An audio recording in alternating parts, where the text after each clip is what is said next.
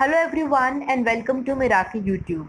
तो इस वीडियो में हम कंटिन्यू करेंगे नेट पब्लिक एडमिनिस्ट्रेशन दिसंबर 2019 के एग्ज़ाम के जो क्वेश्चंस हैं, जिनको हम यूज़ कर रहे हैं अपने आप को टेस्ट करने के लिए, कंसेप्ट्स क्लियर करने के लिए और एनालाइज करने के लिए कि क्वेश्चंस कहाँ कहाँ से पूछे जा रहे हैं। तो स्टार्ट करते हैं आज की वीडियो से। आज हम डिस्कस करेंगे पेपर 2 यानी जो सब्जेक्ट पेपर है पब्लिक एडमिनिस्ट्रेशन का, उसके question number 31 to question number 40। कैसे करना है आपको ऑलरेडी पता है। पहले आप खुद कोशिश करेंगे क्वेश्चन करने की और उसके बाद मेरी एक्सप्लेनेशन और आंसर को देखेंगे। Now question number 1, that is question number 31 for today is which of the following are the benefits of corporate social responsibility। तो इनमें से कौन से कॉर्पोरेट सोशल रिस्पॉन्सिबिलिटी या जिसको हम CSR बोलते हैं उसके बेनिफिट में आता है। ऑप्शन क्या है? An advantage over competitors, B increased customer engagement, C increased brand awareness and recognition, D improved public image. Now question आया कहाँ से है? Unit 5 comparative and development administration, और टॉपिक क्या है? Corporate social responsibility. अब कॉर्पोरेट सोशल रिस्पॉन्सिबिलिटी होता क्या है? जब कोई कॉर्पोरेट फर्म यानी कोई बिजनेस फर्म रिस्पॉन्सिबिलिटी ले लेती है कि वो सोशल वेलफेयर करेगी। ठीक है, इजी वर्ड्स में जब कोई कॉर्पोरेट फर्म रिस्पॉन्सिबिलिटी ले लेती है कि वो कोई सोशल वर्क करेगी। सोशल वर्क क्या हो सकता है? कि हो सकता है वो किसी पर्टिकुलर रूरल एरिया की डेवलपमेंट में हेल्प करे, या फिर वो पॉवर्टी इरेडिकेशन में हेल्प करे, या मतलब ऐसे कोई भी एक सोशल वर्क में एक जब बिजनेस फर्म अपना प्रॉफिट का कुछ हिस्सा लगाती है, that is called corporate social responsibility. तब इसके बेनिफिट्स क्या क्या होंगे? तो एन एडवांटेज ओवर कॉम्पिटिटर्स, क्या ऐसे करने से अपने कॉम्पिटिटर्स में उसको कुछ एडवांटेज मिलेगा? ऑब्वियसली मिलेगा, उसकी गुडविल बनेगी।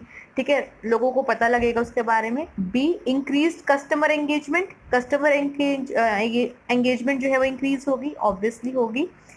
सी increase brand awareness and recognition, अगर आपको पता लगेगा कि आपकी एरिया में कुछ ऐसी XYZ कंपनी ने इन्वेस्ट किया है, तो आपकी उसकी रिकॉग्निशन बढ़ेगी, अवेयरनेस बढ़ेगी ब्रांड की।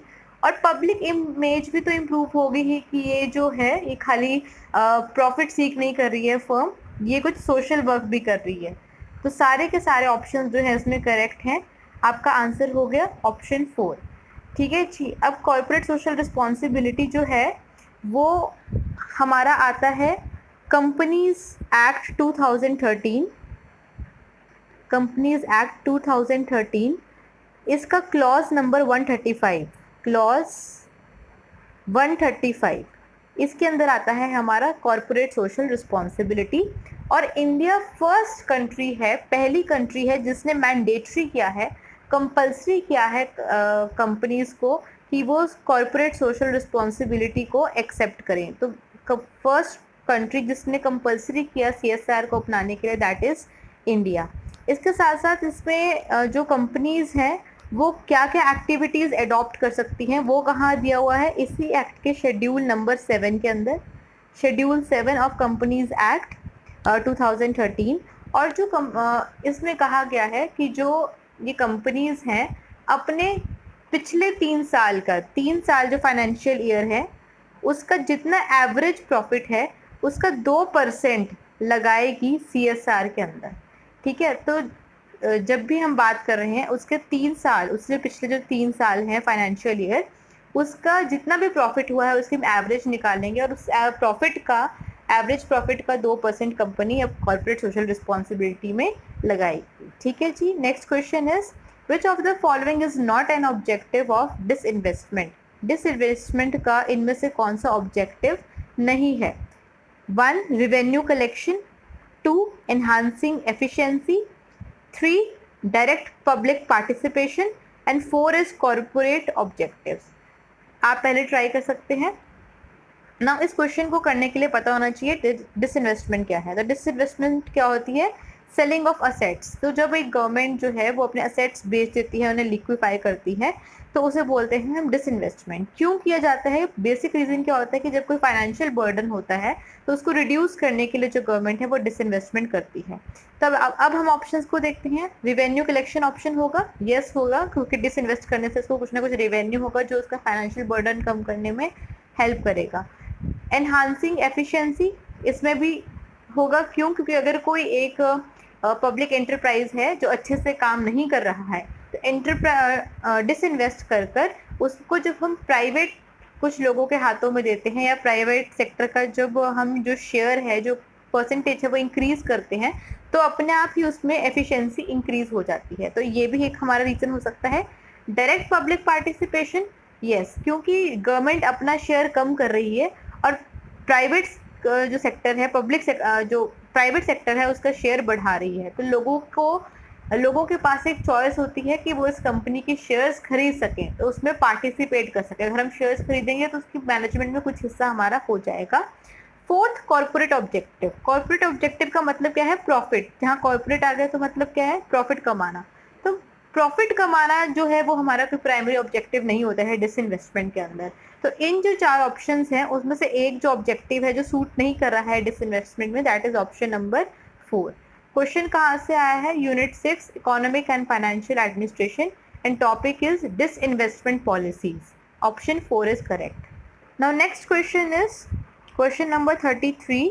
Match the number of sustainable development goals with their explanation. तो एक तरफ आपको SDG जो है सस्टेनेबल डेवलपमेंट गोल है उसका नंबर दिया हुआ है, और दूसरी तरफ आपको उनकी एक्सप्लेनेशन, बेसिकली एक्सप्लेनेशन नहीं है, उसी के जो टाइटल्स हैं गोल्स के वो आपको दिए हुए हैं, हमें मैच करने हैं।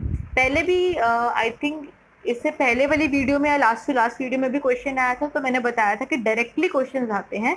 17 गोल्स हैं, 169 टारगेट्स हैं, और इनको याद करना हमें ज़रूरी है जो 17 गोल्स हैं, क्योंकि डायरेक्टली क्वेश्चन आते हैं। तो इस पर मैं एक सेपरेट वीडियो बनाऊंगी। उस दिन भी आपने मुझे 2-3 लोगों ने कहा था कि मैम इस पर सेपरेट वीडियो बना दीजिए। तो कैसे ये याद करने हैं, ये MCQ सीरीज पूरी करके मैं आपके लिए इसमें सेपरेट वीडियो डाल दूंगी, ठीक है जी। तो अब है SDG 7, 8, 9, 10, और इधर है affordable and clean energy, reduce inequalities, industry innovation and infrastructure, and decent work and economic growth. तो फर्स्ट है 7 है हमारा affordable energy and clean energy, ये 8 है हमारा decent work and economic growth, 9th है हमारा industry innovation and infrastructure, and 10th है हमारा रिड्यूस्ड इनइक्वालिटीज। तो मैंने एक स्टोरी बना के इन सारे गोल्स को याद किया हुआ है। I share the story with you. तो ये ऑप्शन क्या हो गया, हमें देखना है A का 1, तो this is option number 1। Option number 1 आपका करेक्ट हो गया। यूनिट क्या है? Comparative and development administration, and topic is sustainable development goals. Option 1 is correct. Next question is question number 34। Who among the following said that science begins with observation and must ultimately return to observation for its final validation? ये statement किसने दी कि जो science है वो observation से ही शुरू होती है और लास्ट में ऑब्जर्वेशन पे जाके ही ख़त्म होती है, उसकी फाइनल जो वैलिडेशन है, प्रूफ है, वो ऑब्जर्वेशन ही है।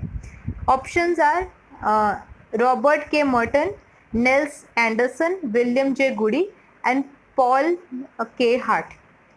अब अगर आपको एक क्वेश्चन आता है वेल एंड गुड, नहीं आता तो आप क्या करेंगे? कोई ऑप्शन नहीं है, इंटेलिजेंट गेस मारेंगे। तो मेरे को ये स्टेटमेंट डायरेक्टली याद नहीं थी, तो मैंने उसमें एक इंटेलिजेंट गेस मारा। ऑप्शंस देखने पे मुझे आया कि मैं इसमें गेस मार सकती हूँ। कैसे? क्योंकि ऑप्शंस में आपको कोई एक नाम नहीं दिया हुआ, 2 ऑप्शंस दे रखे हैं, जैसे A and B, B and C, C and D and D and A। मतलब कोई एक पर्सन ने ये डेफिनेशन नहीं दी है, 2 लोगों ने बोला है। एंड अगर आपने रिसर्च पढ़ी है, ये क्वेश्चन यूनिट 10 रिसर्च मेथडोलॉजी में से है, साइंटिफिक मेथड से भी बोल सकते हैं और ऑब्जर्वेशन से भी हम इस क्वेश्चन को ले सकते हैं। अगर आपने रिसर्च मेथडोलॉजी पढ़ी है तो वहाँ पे जो बार बार नाम आते हैं, वहाँ आता है according to Goode and Hatt. According to Goode and Hatt आप कई कंसेप्ट पढ़ेंगे, उसमें इन दोनों का नाम साथ में लिए जाता है। तो मैंने गुडी का नाम कभी मर्टन के साथ नहीं सुना, मर्टन का नाम कभी एंडरसन के साथ नहीं सुना। तो C एंड D ऑप्शन जो है जहाँ इकट्ठे आएगा वो हमारा करेक्ट आंसर होगा, विच इज ऑप्शन नंबर 3। तो इसका आंसर क्या हो गया? Option number 3। William J Goode and Paul K Hatt ने ये स्टेटमेंट दी, science begins with observation and must ultimately return to observation for its final validation. तो कई बार हमें क्वेश्चन नहीं आता है तो हमें वहाँ पे सोचना होता है कि कैसे हम एक इंटेलिजेंट गैस यहाँ पे मार सकते हैं। Next question is question number 35, performance management division works under which of the following. तो ऑप्शंस क्या है, department of personal and training, department of home, NITI Aayog and prime minister's office. Indian administration जो है हमारी यूनिट नंबर 3 वहाँ से ये question है।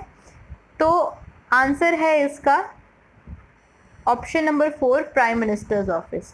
ठीक है जी। अब प्राइम मिनिस्टर्स ऑफिस के अंदर क्या क्या आता है हमारा, जो चाइल्ड एजेंसीज जिनको बोल सकते हैं, एक आता है डिपार्टमेंट ऑफ एटॉमिक एनर्जी, ठीक है, एक आता है हमारा department of space, atomic energy space, तीसरा आता है हमारा NSC, national security council, and fourth आता है हमारा department performance management division, PMD.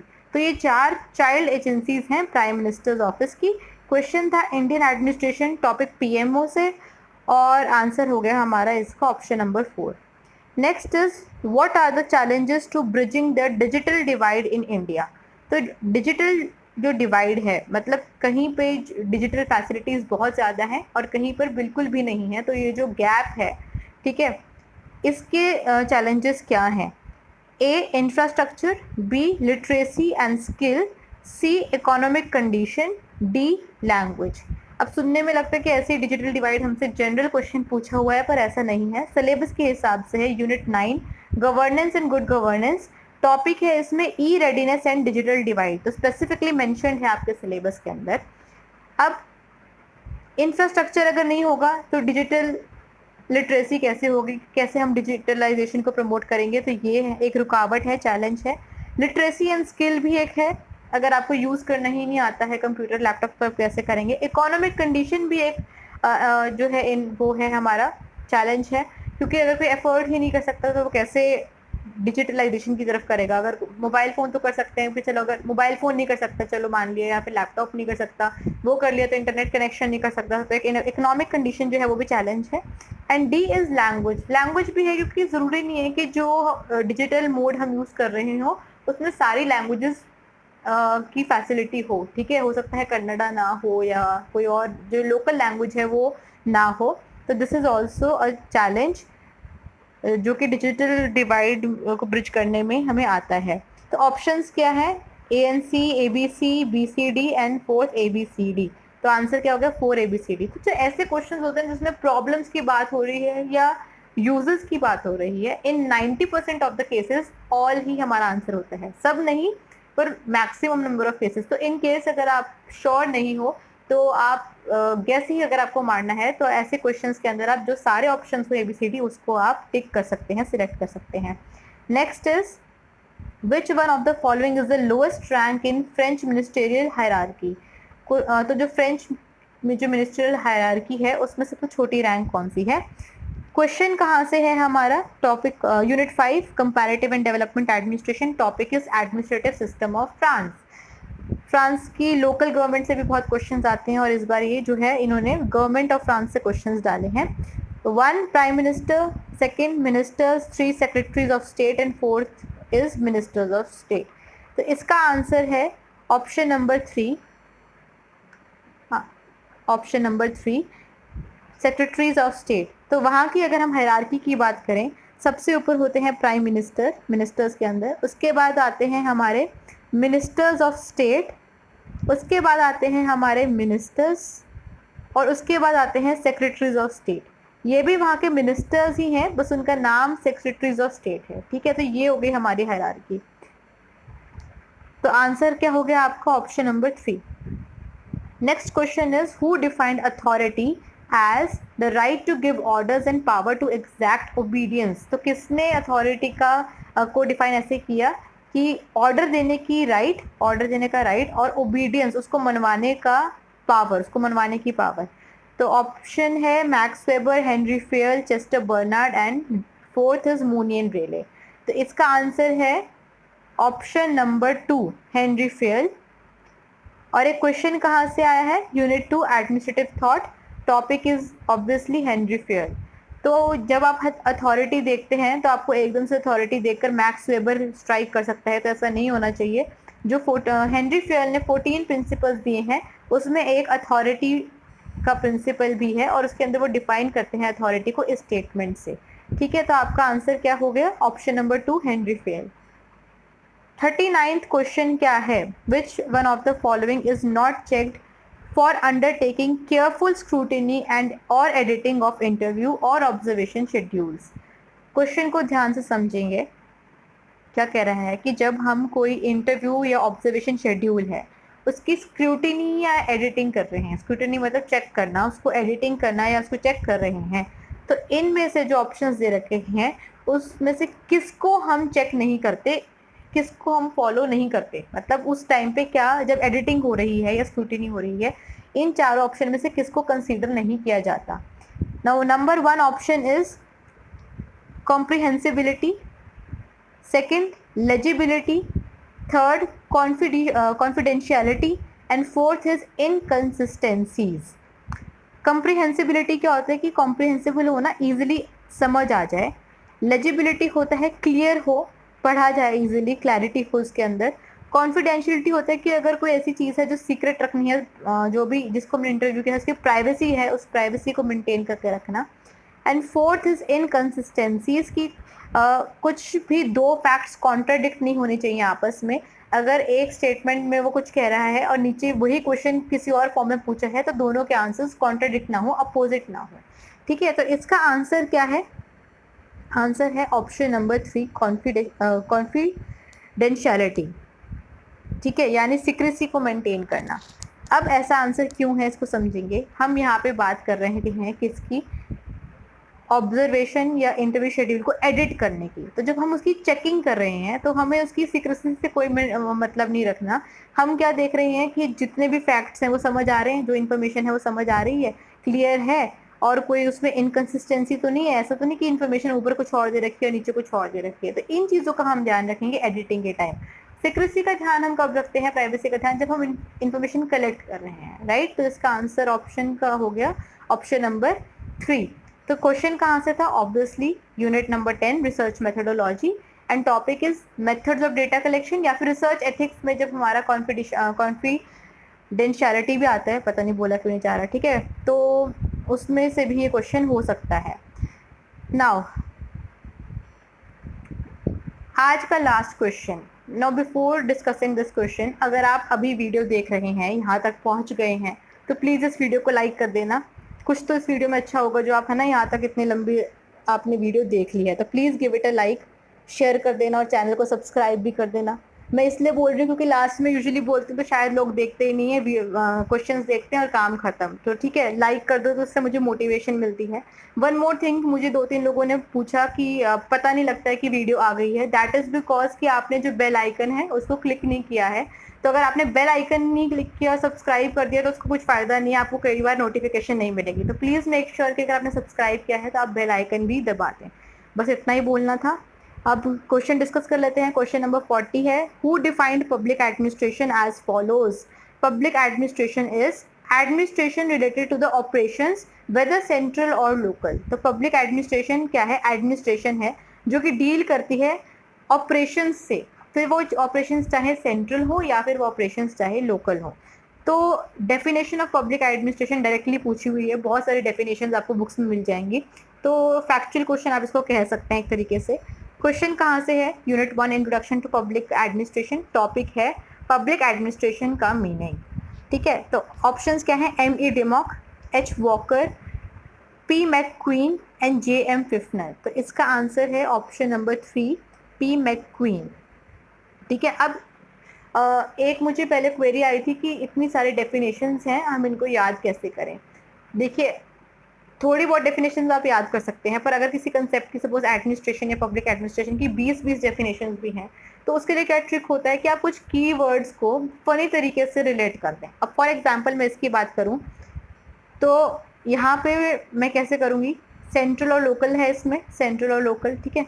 और जो थिंकर है जिन्होंने डेफिनेशन दी उसमें है P. मैकक्वीन, तो मैं क्वीन को रिलेट कर दूंगी सेंट्रल और लोकल से। तो मैंने ऐसे याद कर लिया कि क्वीन थी, क्वीन ने कहा था कि मैं रानी रहूंगी, चाहे सेंट्रल लेवल हो या फिर लोकल लेवल हो, ठीक है।